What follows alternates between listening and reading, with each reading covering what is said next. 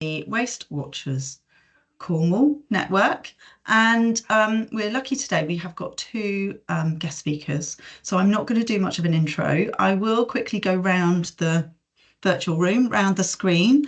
So if you could just very quickly say your name and where you're from and your role, that would be fantastic. So I will start with our team. So Tanya, would you like to introduce yourself?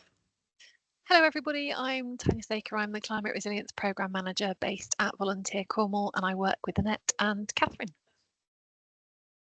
Which leads us on to Catherine, if you'd like to say hello. Hello, hi, I'm Catherine. So I'm the new Climate Resilience Project Officer for the North and East. Thank you. Thank you, Catherine. On day 4 today, so we're being gentle still. And next I can see Alan. Would you like to say hello? Yeah, sure. I'm Alan Moore. I'm the Executive Lead for St. Austell Healthcare. Fantastic. Thanks for joining us. And Sally? I am Practice Manager at Bramwell Surgery, and I'm just giving you a quick bit of advance notice. I may have to go at any minute because something's cropped up and I may have to go and deal with it if somebody else can't. So bear with me if I disappear, that's why. I'm glad you're recording it. Thank you. Thank you, Sally, and thanks. And as I've said, I think before, these are informal meetings. We understand it's lunchtime, so if you need to disappear or if you need to turn your camera off and eat some lunch, that's absolutely fine. I've got, and apologies if I don't pronounce your name right, but I've got Joachim. Yeah, you can call me Joe. It's easy. Joe, thanks, Joe. It's all right. So Joe Duarte, I'm the Senior Sustainable Waste Manager for the University Hospitals Bristol and Weston. Fantastic, thanks for joining us. And then we've got Kerry. Kerry, are you able to? Oh, no microphone. So Kerry, has put in the chat, just for people who can't see it, work in prescribing and stock procurement at St Austell Healthcare. Thanks for joining us, Kerry. Please do use the chat if you aren't able to actually use a speaker. And have I missed anyone? Isabelle. I've missed Isabelle, and then I'll come to Spencer because he's talking first. So Isabelle, do you want to say hello quickly? Yeah, no problem. So hi everyone, I'm Isabelle. I'm from Anenta. We are a company, well, we're a managing agent, and we manage the clinical waste on behalf of, for everyone here, it will be GP surgeries in Cornwall ICB, Cornwall and the Isles of Scilly ICB, sorry. Fantastic, thank you. And Isabelle's going to give us a little update later on, but we'll go to Spencer next. So if you can introduce yourself, and then Spencer's going to talk to us about the changes and the savings that have been made at Probus Surgery. Hi everyone, I'm Spencer. I'm the Business Strategic Partner at Probus GP Surgery. Right, so I'm on first. Shall I go, Annette? Go for it, Spencer. Yeah, straight in. Well, hi everyone. A lot of you know me anyway, so I won't bore you with too long introductions. Basically, we've had a real plan and a net zero and carbon reduction plan here at Probus for a number of years now. It started with me basically from a business perspective rather than it necessarily being solely about green agenda. And it was done in a way to make us more business efficient and to see where we could save costs, as well as trying to ensure that we were following the NHS agenda in terms of the carbon footprint and reducing everything that we could do. And thankfully, it's kind of gone hand in hand here where we have been able to do both. I did choose things that were the quick wins first. And whenever I've spoken in any of these presentations, I've always spoken about the difficulties, particularly managers and practice managers have in getting the partners, I suppose, and the decision makers on board, because I think there is this myth that all green agenda strategies basically cost quite a lot of money to get up and running, but you don't often see a return on investment for a while. And that is the case with certain things that you do. But I think if you strategically plan things, it allows you to do other things.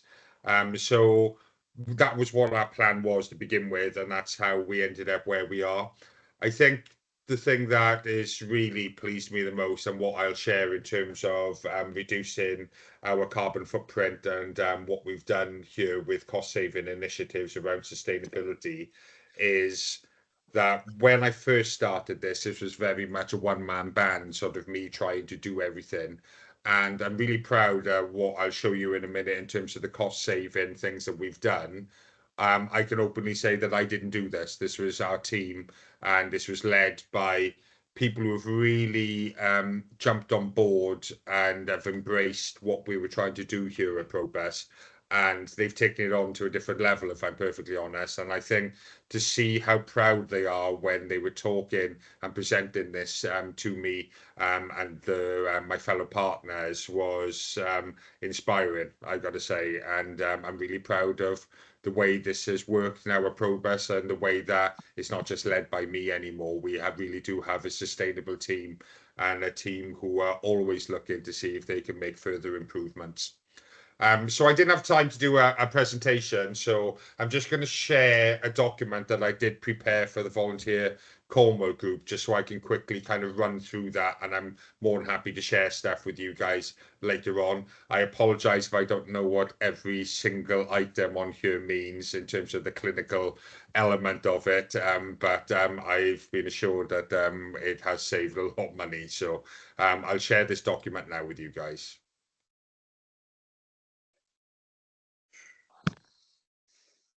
Can you all see that, guys? We can see your calendar at the moment, Spencer. So yeah, pop that back in. That's it. Now we can see the document. Close again. How's that? Yes, perfect. Perfect. So if I look like I'm looking at my other screen, it's because I'm looking at that and you guys are in front of me, so apologies for that. So what we've done at Probus, and obviously some of our costs are going to be a bit more because we do obviously have a surgical centre and Cornwall Medical Group here. So there is a lot more things that we can use, you know, for operations and things like that as well, which might not necessarily be seen in commonplace in general practice. But what we've managed to do is implement a suite of sustainability costs. And it's actually this year generated an annual financial saving of, I think it's now currently over 45,000 from when I actually did produce this document. The main element of what we've tried to do is we've replaced single-use items with reusable or biodegradable alternatives. So not only are we achieving that financial benefit that we see within the business, we are seeing the benefits of reducing our waste. We're having lower procurement emissions, and we are trying to follow and support the NHS net zero objectives. So as we all know, we've got this net zero carbon footprint, which has now gone to 2040, seems to keep going up within the NHS. It was 2032 at one point, but hopefully it stays there. With this plan that we want to reduce everything by 2045. Our measures are in full support of what this NHS Green Plan guidance is in terms of circular waste reduction, sustainable procurement, and life cycle emissions and accountability. Now, a lot of the stuff that I'm going to show you in terms of some of the stuff we did off our own back. But since I've been doing stuff with the National ICS in my role as chair of that, we have now seen that actually there is a procurement element and a procurement team at NHS who will really help you do this with you. So yeah, I kind of did this the hard way round rather than realizing that actually there were people in the right channels in NHS procurement that could have helped us a little bit more. So if anybody ever needs links to that, I'm happy to send that to the team at Volunteer Cornwall as well, so that you have the right contacts within the NHS procurement team. So some of our things were really simple. Obviously, we have the surgical centre as well, but we were going through a shed load of paper cups. And actually, when you add it all up, it's actually quite scary what we were doing. So we actually decided that we would replace all of those with porcelain mugs and get rid of all the cardboard cups as well. So we've actually managed to save £4,500 a year just by getting rid of the paper cups. And my team assure me that from the amount that we used to order, it's well in excess now of 8,000 cups a year that we're saving that was just going to waste. So that's been a really, really easy win just by doing that. And I think we thought that the surgical team in particular were going to probably not be happy with having an extra job at the end of the day, that they would have to collect all these porcelain mugs and pop them in the dishwasher. But actually, they've really embraced it, and they see the benefits and the savings, and do one single wash on a really quick cycle has allowed us to get rid of that. The rest of the stuff that we've done is about getting rid of the single-use things that we use, either in minor surgery that we use at the GP surgery, or some of the more advanced surgical procedures that we do run here at the surgical centre. And as you go down here and you just look at some of these savings, again, this document can be shared, guys, so I'm asking you to write all of this down. You can see why this starts to add up very quickly to 43,000. And it's been remarkable. And like I said, I mean, I wasn't the person who did this. It was our surgical team and our nurses on the GP side that started doing all of these. So it is significant.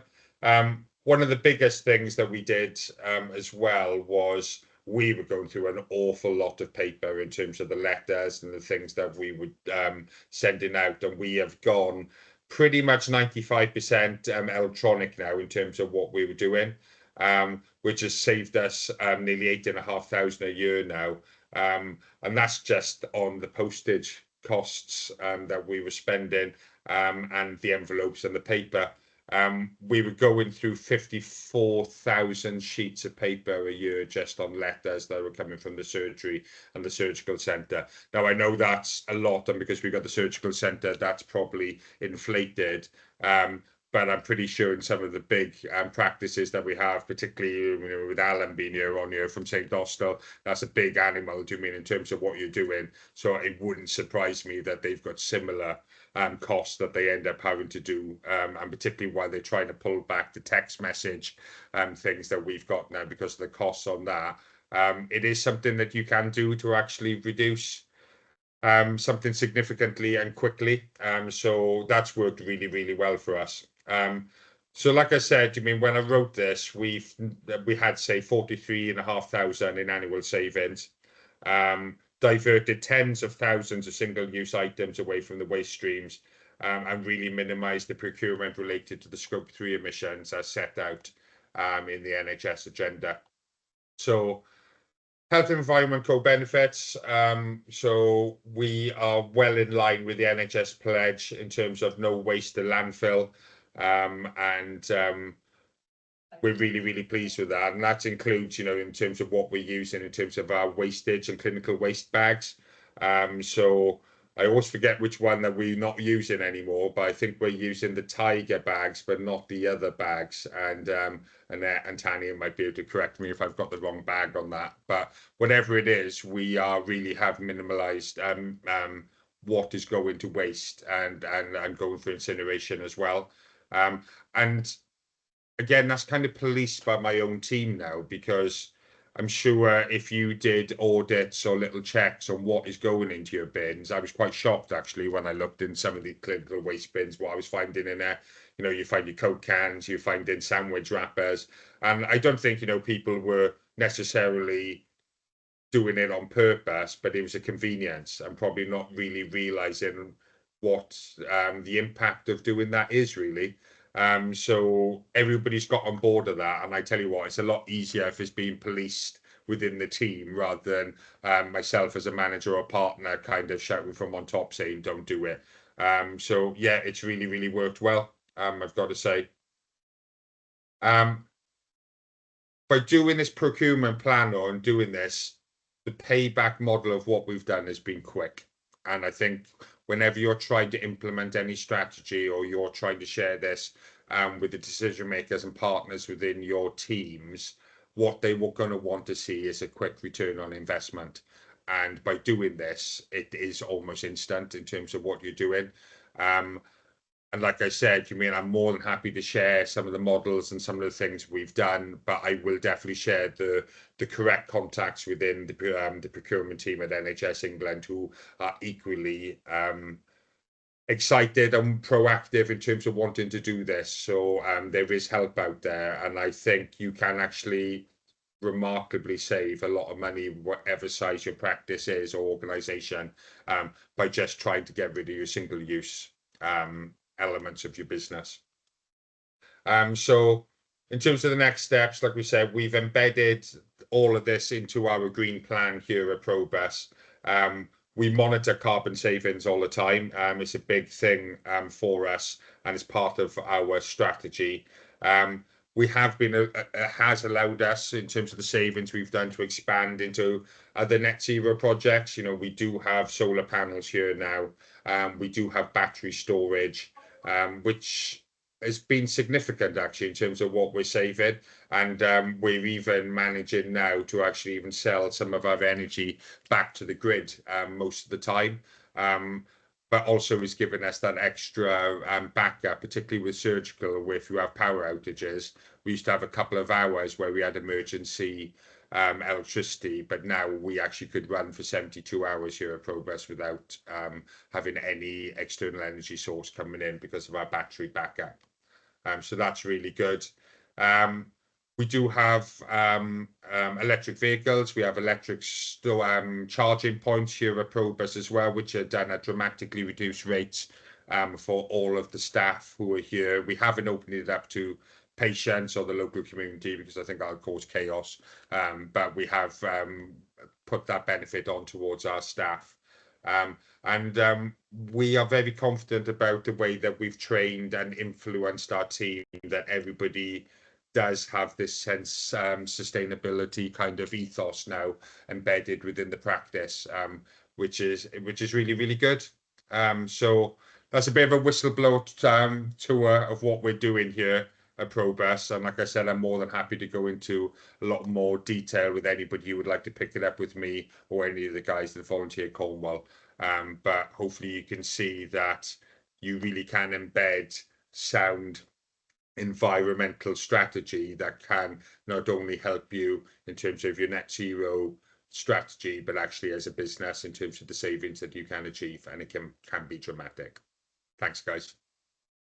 Fantastic. Thank you, Spencer, for sharing that. Really, really interesting, really inspiring. Thank you so much for going through that. And I know you've already said that some of it won't apply to all surgeries because of the surgical centre, but I think there's still lots to take away. And what I would kind of follow on from that to say is you've got a very long list there of things, and it's very impressive.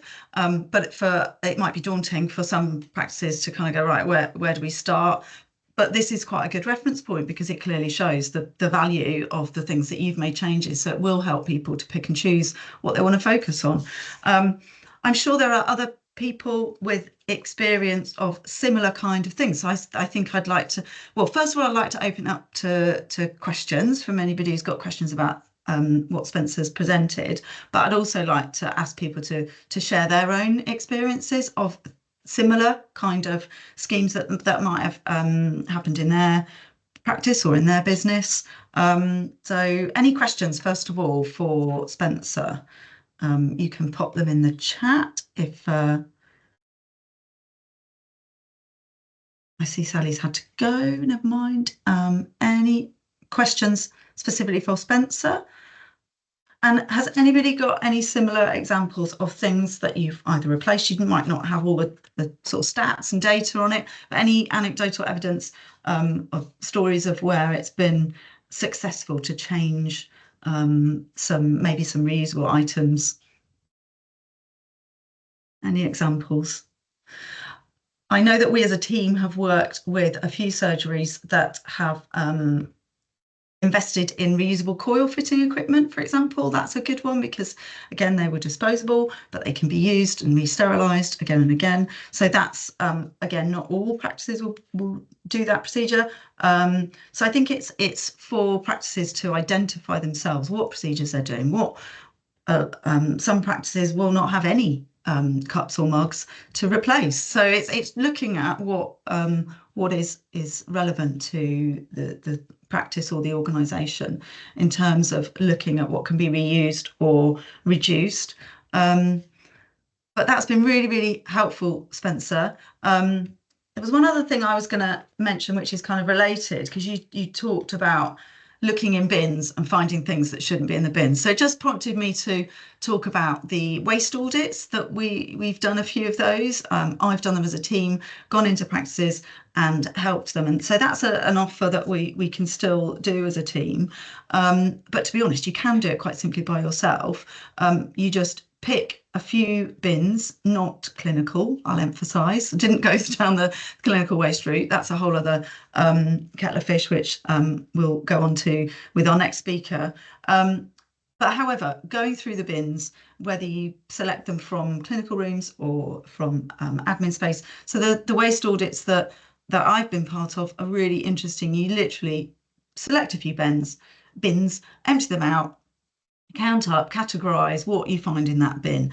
When we did it with a surgery in Cornwall, I think it was last year, I did the first audit, we found that a third of the waste in those bins could have been either recycled or composted. So it was a massive thing. And then I revisited that practice several months later, and things have changed. So it's a gradual process, because like we recognise, we are all human and we are all creatures of habit, and sometimes it is changing those habits or changing and knowing what to put in which bin, which is an ongoing issue. But we're happy as a team to support any practice that wants to have a look at waste in more detail, and a waste audit is a really good place to start, just to have a quick snapshot of where things are.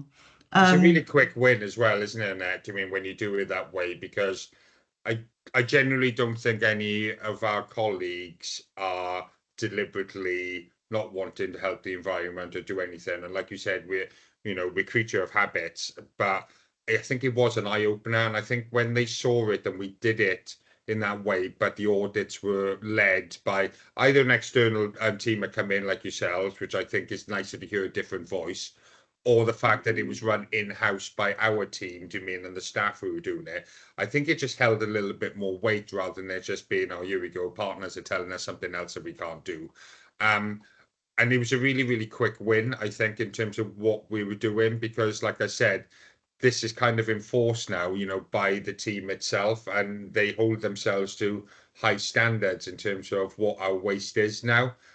So it's not something I ever have to worry about, because that somebody will go in there and they'll go, who's done this? Do you mean? And I was, oh, I'm really sorry, but it hardly ever happens now. And I think when they regularly do this audit as part of the governance audits that we do each quarter, we're not really seeing anything wrong now in any of these bins. You'll get the odd bit and bob, I suppose. Do you mean that is done by accident? But I tell you what, 99% of the time, I think our staff are pretty on it these days. Do you mean?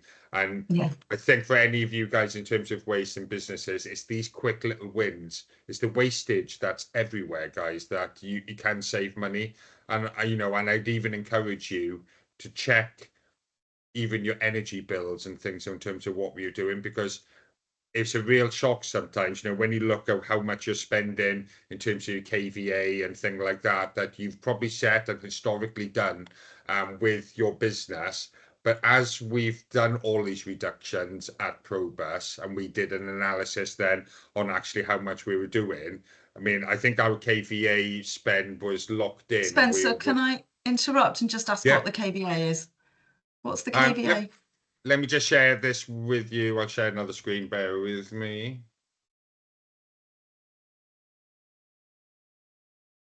Can you guys see that?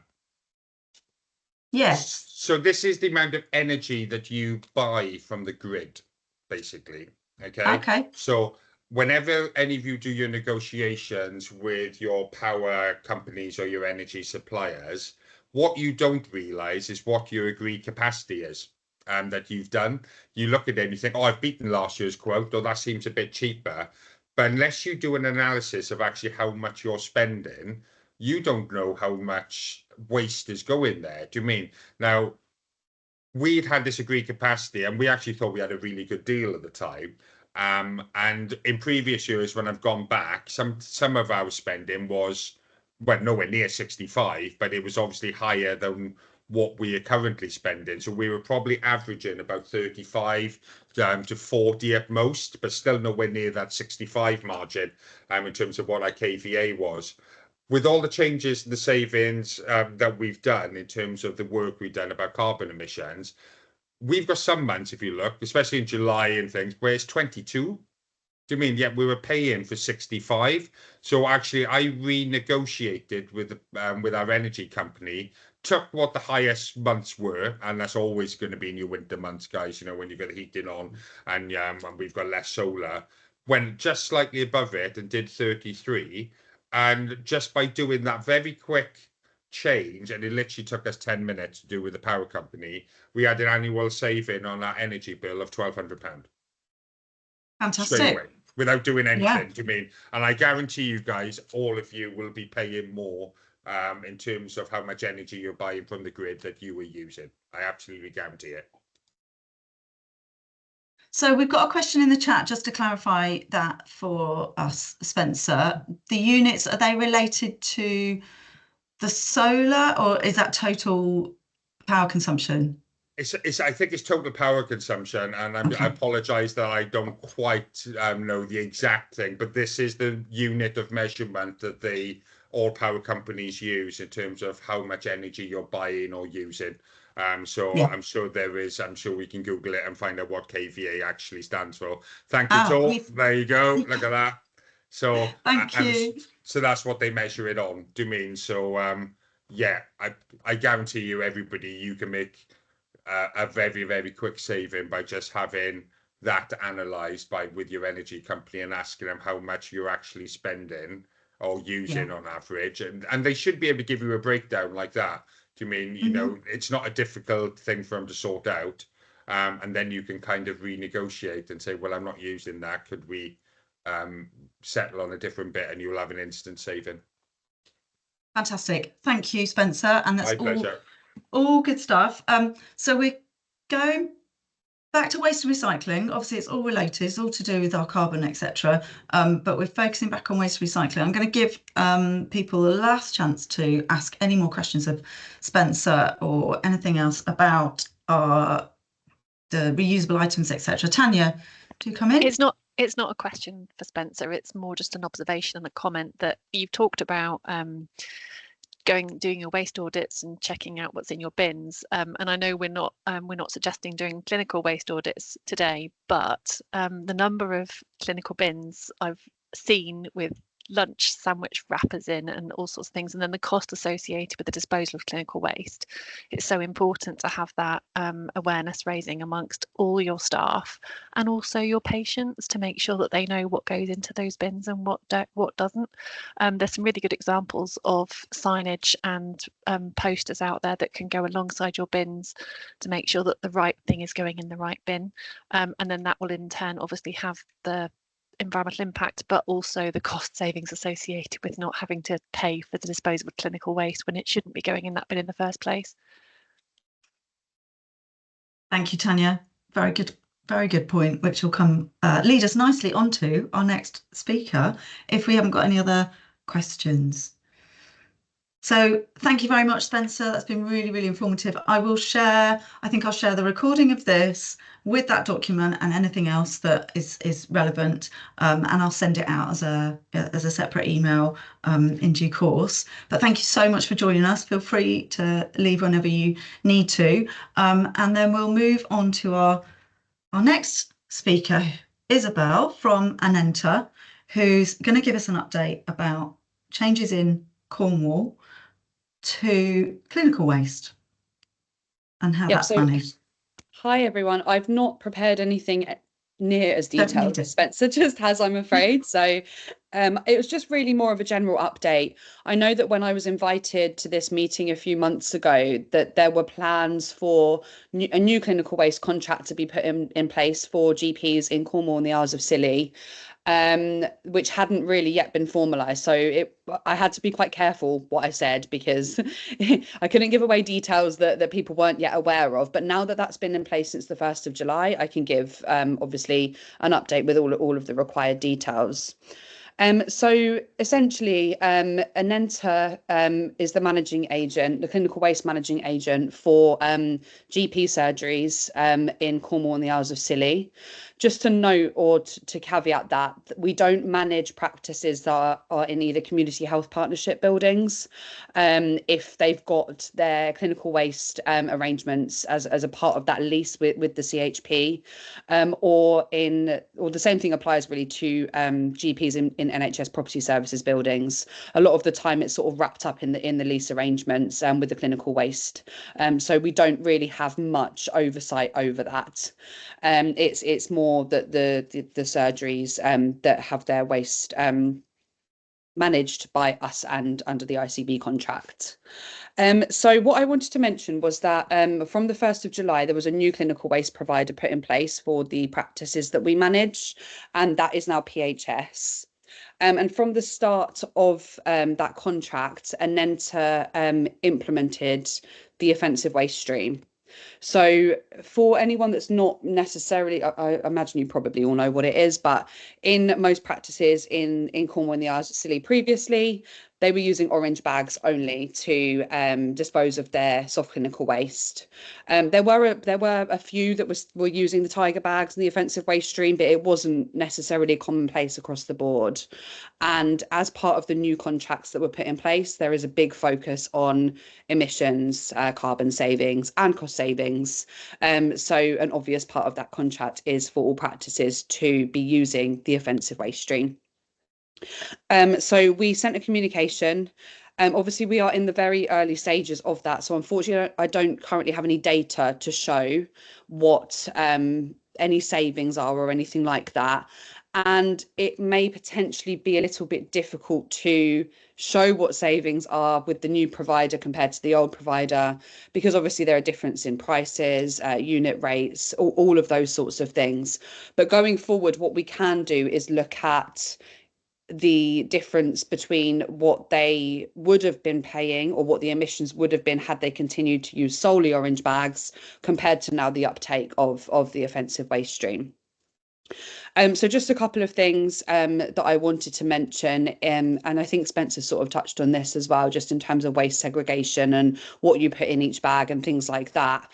The cost of an offensive waste bag is quite a lot lower, the unit cost, than an orange bag. So initially, even the empty bag carries a much lower cost.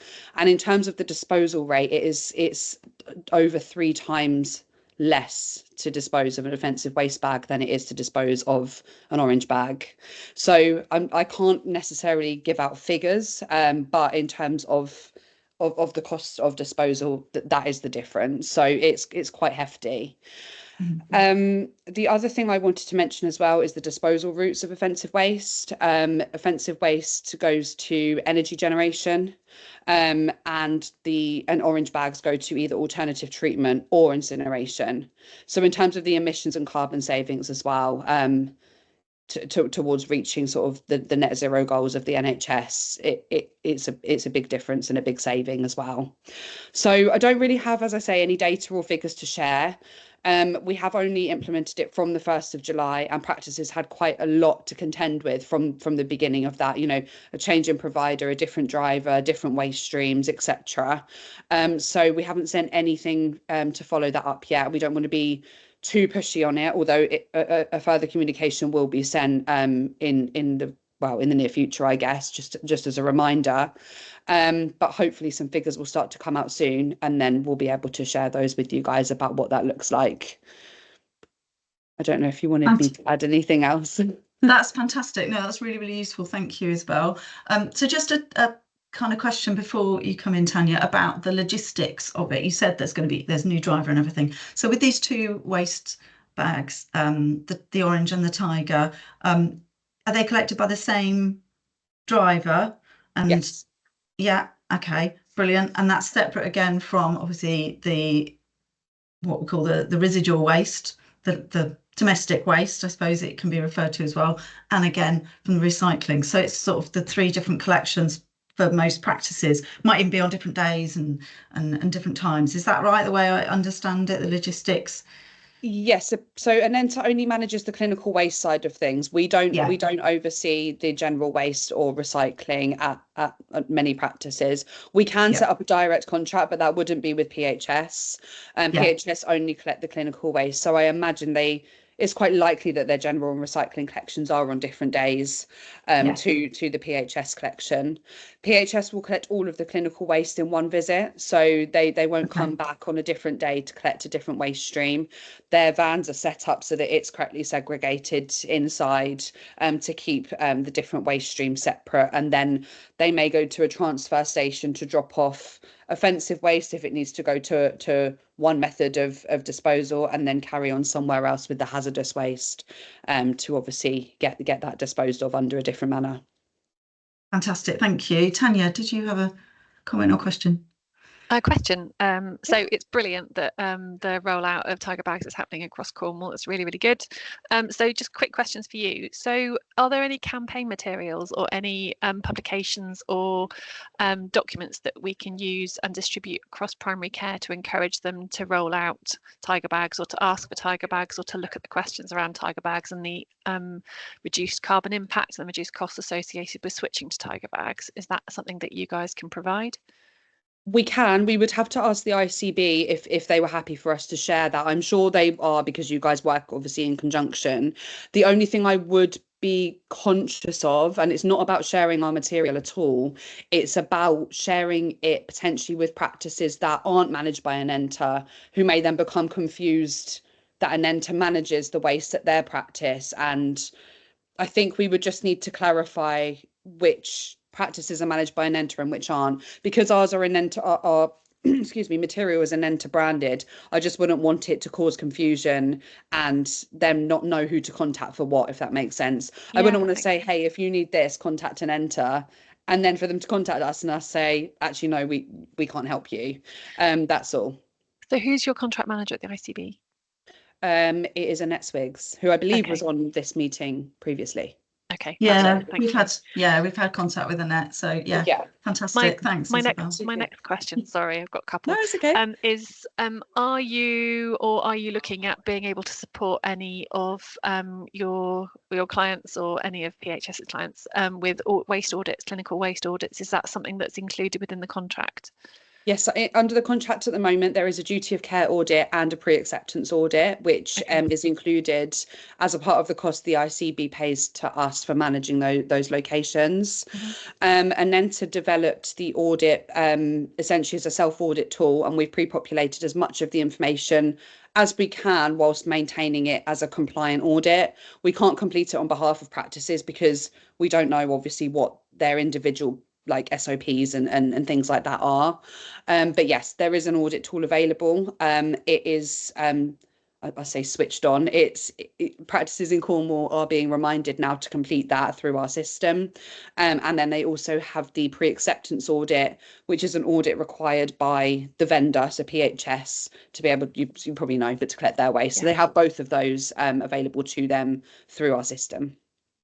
Brilliant. And my last question is around data. Are you or PHS able to provide clinical waste volumes back to the primary care, back to the practices, about how much they're producing so they can start tracking it? Are you able to produce that through the digital waste tracking process to understand how much each practice is producing, so they can then monitor it themselves and see the costs moving forward? Yes, so for the practices that we manage in our system, when unfortunately we're still, because it's from the 1st of July at the moment, still they too don't early. necessarily have access to that.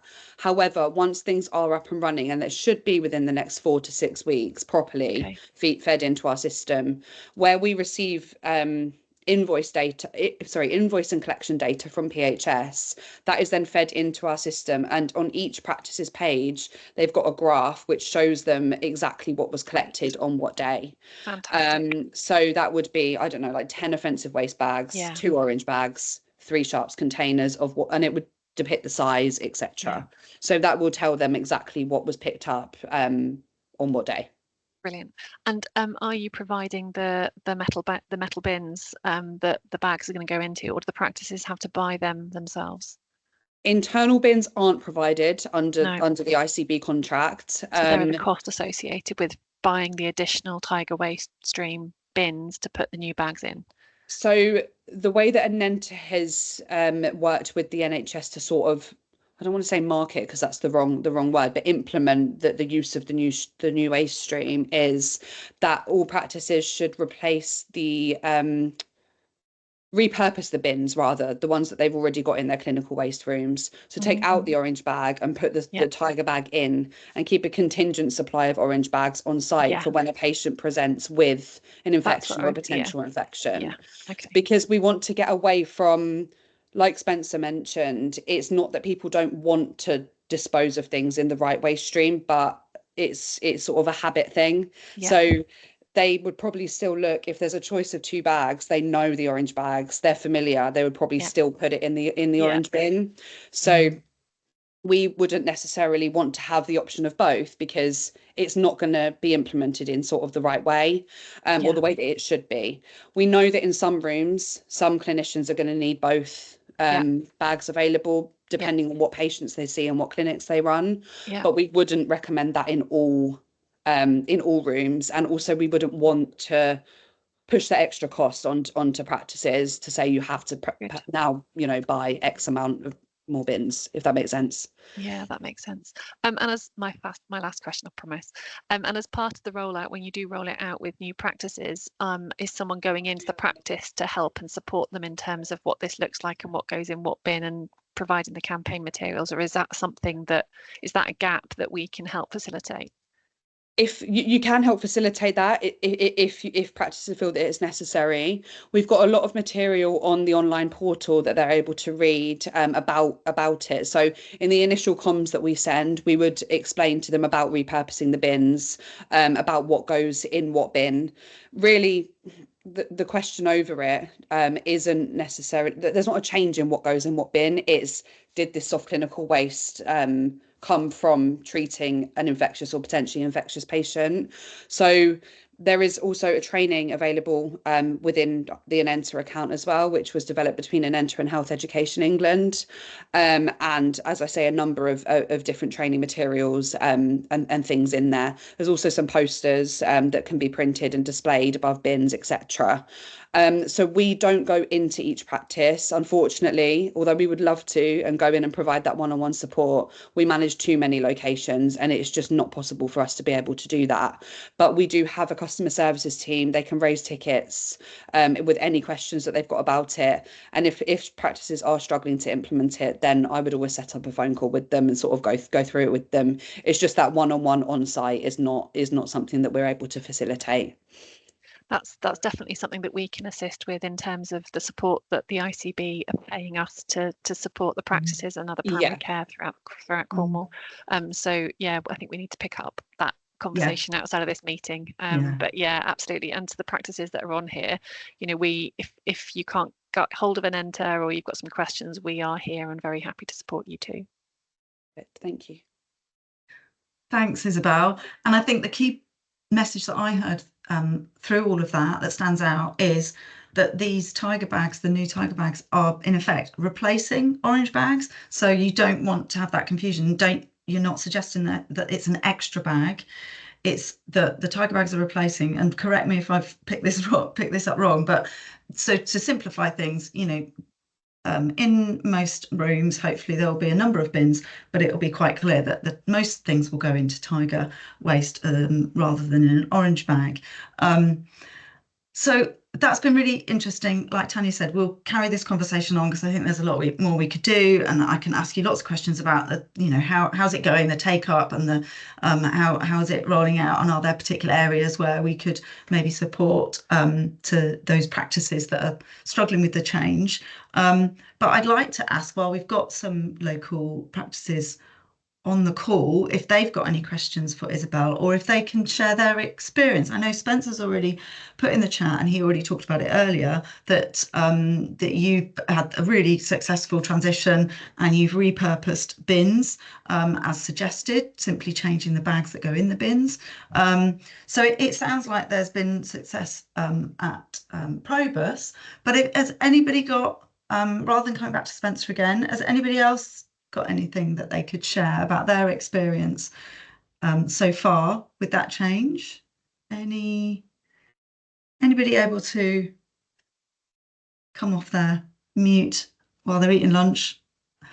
Just while we wait for anybody to say, I just want to back up what Isabelle said. Actually, Anenta's customer service were brilliant when we tried to do this, and our estates lead, who this was a bit of a change for him, and he was he needed a little bit of guidance, but they really did help us. So it is worth picking that up and raising that ticket, because they do come back and they do help you. Thank you. That's really, really nice to hear as well. Fantastic. Thank you. Any other comments or questions?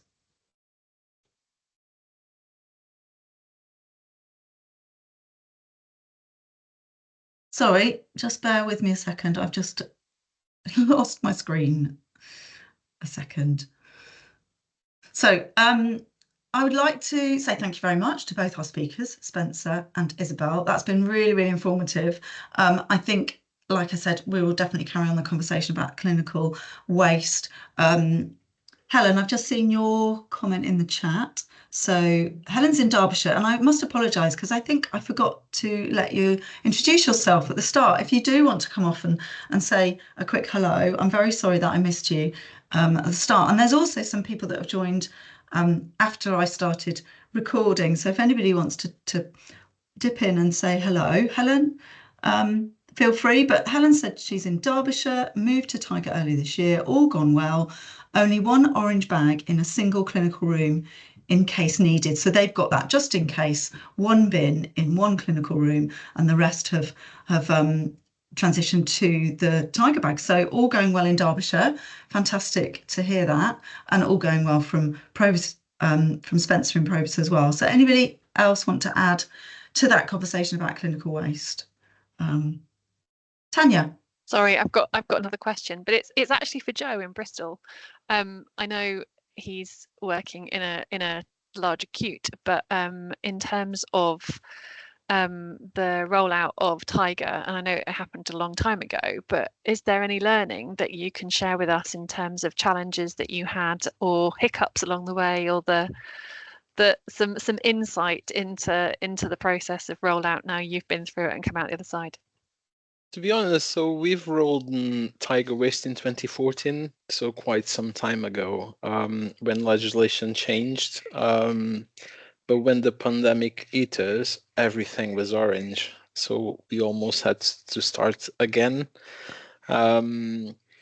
So I think you all right. So there is a massive benefit in rolling out Tiger Waste from an environmental point of view and financial. I can share my data with you. I don't hide my data from anyone. So we're paying per ton £375 of offensive waste, £500 for orange bags, and £975 for incineration waste. So you straight away can see the benefits financially. And I know from a primary care point of view, I'm interested in this because I've been asked to support the Bristol, North Somerset and South Gloucester primary care, which have close to 200 sites. So I think there is massive benefits, both, as I've said, environmentally and financially. But we do have a network of waste managers that can support you guys across the country. I know some waste managers in Devon, Cornwall as well, which can be very supportive. So yeah, just fire out some questions. And I also am lucky enough to work directly with NHS England. So I was part of a group of people that revised the HDMO 701 quite recently, but also the NHS clinical waste strategy. So if you guys have any questions, please just fire them. And for myself, the same thing, because primary care is new for me. Mm-hmm. Absolutely, Thank Joe. If you need anything from us, just shout. We're more than happy. We're more than happy to reciprocate. I know we've been doing a lot of that recently with other areas of our work. So, if there's anything we can do to help, and likewise, if there's any learning that we can share. I know that our new website has got the clinical waste strategy on there as well. So there'll be lots of useful links and resources to that that could be used. And also for those for those practices that aren't using Anenta. There's also a lot of other good practice and learning out there in terms of staff and patient campaigns and awareness around what to put in what waste bins that might come in useful too. Thank you. Thanks, guys. I'm just going to share some things in the chat because I understand this is being recorded and you're not going to be able to read the chat.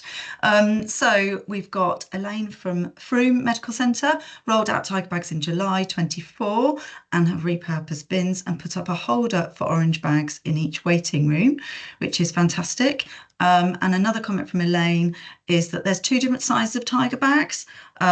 Isabelle, you might want to come back on this. So there's some different size bags and the larger ones are provided, but if you don't feel the need for large bins, there can be smaller ones that you can find. So Isabelle, did you want to comment on different size bags, or is it a standard bag in Cornwall? Any in comments on Cornwall that? at the moment there's one size. So I mean, I think that there are, like Elaine says, different sizes that are available, but under the contract in Cornwall at the moment it's one size that's provided. So if sites wanted to source different bags, they wouldn't be able to be supplied by PHS.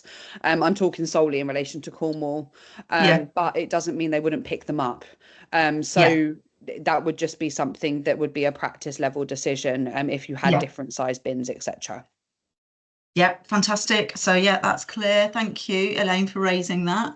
And then Carrie at St Austell, feel free to explain your own comments if you want to, but it's more about specifics, I think, about what goes in which bin, talking about women's health room and rooms where dressings take place. So that's, I suppose, a bit more of maybe a discussion we can come back to about separating waste and the logistics of what goes in which bin. But I think the whole topic of clinical waste is one that it's worth revisiting. So I think we'll come back to this and have this as a regular sort of standing item on the Waste Watchers, just to kind of check in with people and how's it going and what's changed. And we'll definitely continue the conversation with yourself, Isabelle, to support where we can. So thank you, everybody. We're getting close to the end of our meeting, and I think, unless we've got any more comments or questions, I will just round off with sharing my screen just briefly. Now I can't do this properly because I haven't got my second screen with me. Sorry, I'm used to having a second screen, so bear with me. Can you see my slideshow? Can somebody? So I normally start with this. Thank you. I normally start with this, but I'm just going to end with this and say, do it back to front for a change and say thank you very much to our speakers. But the Waste Watchers Cornwall, this is our 4th meeting online now, and we're all the people that are keen and enthusiastic about waste and recycling. And there's just the next meeting is actually on a Wednesday, because I'm doing a course on the Tuesday that week. So a date for your diaries, which I'll try and send an invite soon, is the 12th of November. Next month will be a Good Move meeting, which is all about active travel. So the idea is that these meetings are informal and they're a place to share good practice, provide peer support, answer questions, and create the environment for contagious change, joining forces and sharing good practice. The main message from Waste Watchers really are the 3 R's that I'm sure you're all very aware of, and that is reduce, reuse and recycle. So just wanted to end with that really, and that's what we always come back to. So all the discussions, the conversations we've had today are under that umbrella of the 3 R's, reducing it in the first place. Do we really need it? Can we reuse? And then if we do reuse, if we can't reuse, then the last option is to recycle. But that's been I'll stop sharing. It was just a little reminder of what we're doing as the Waste Watchers. I'm really keen to hear from you guys about what you want to talk about next. There's always lots of things that we can share from our end and our experience, but I'm really keen to hear if there's particular areas that you're struggling with in terms of waste and recycling. Please do let us know, and we can do the research, we can do the investigating. And quite often, like we've seen today with Spencer joining us, there's other practices that are probably going through similar and have maybe done the hard work and found solutions. So we can ask around and share the learning between us. So any other comments or questions before we say goodbye? Thanks again for our speakers. I'm going to stop recording and